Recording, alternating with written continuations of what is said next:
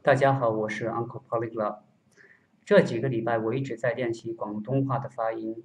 我今天要给大家用广东话来朗读美国之音在2014年4月16号发表的一篇新闻稿，题目叫做“北韩贩毒是中国的最大威胁”。下面我就开始。非政府組織北韓人權委員會嘅報告指出，非法經濟活動係北韓獲取硬通貨幣嚟到維持今次統治嘅手段之一。呢份報告嘅題目就係北韓獲取硬通貨幣非法活動之顯變。報告話，研究人員通過大量調查同埋對脱北者嘅採訪發現，北韓嘅非法活動包括販毒、武器走私、人口走私同埋印尼鈔等等。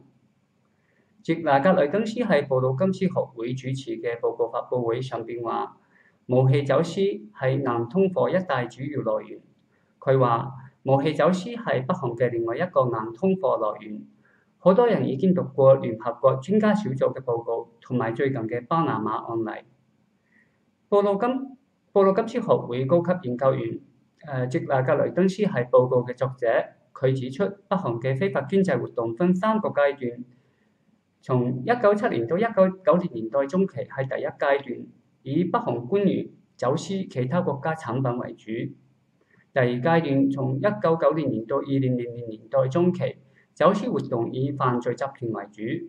從2005年到而家係第3個階段，跡象顯示中央政府對某啲非法經濟活動嘅壟斷減少，而民間非法活動同埋黑市就大大增加。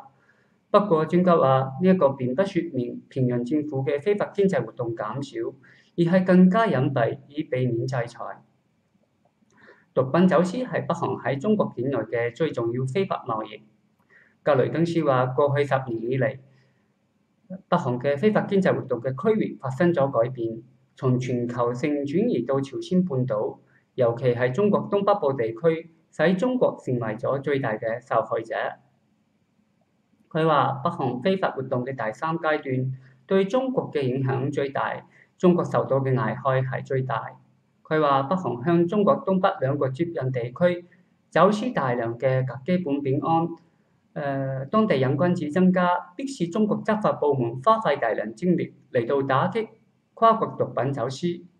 不過，彼得森國際經濟研究所副所長馬庫斯洛蘭指出，中國並不會對北韓採取行動。洛蘭話：佢認為中國對北韓走私大額甲基苯丙胺好不滿，不過佢哋唔會停止從北韓進口煤炭同埋鐵礦以及其他嘅礦產，或者停止向北韓出口廉價電器。